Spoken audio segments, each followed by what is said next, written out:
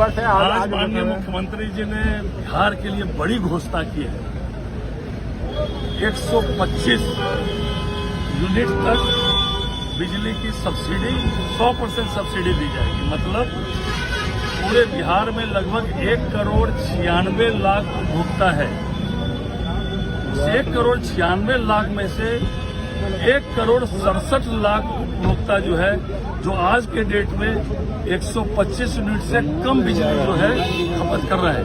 और माननीय मुख्यमंत्री जी ने बड़ी घोषणा की है कि 125 यूनिट तक जो बिजली के खपत कर रहे हैं उनको 100% सब्सिडी दे दिया गया, मतलब निःशुल्क। और जो सौर ऊर्जा है उसके भी बढ़ावा देने के लिए सभी के घरों पर छतरियां वगैरह लगेगी। लेकिन ये बड़ी घोषणा गरीबों के लिए हम लोग बराबर कहते हैं कि माननीय प्रधानमंत्री जी पूरे देश में और माननीय मुख्यमंत्री जी के नेतृत्व में बिहार में सभी का जो है काम हो रहा है, चाहे वो गरीब हो, महिला हो, किसान हो, युवा हो, सबको इससे लाभ होने वाला है।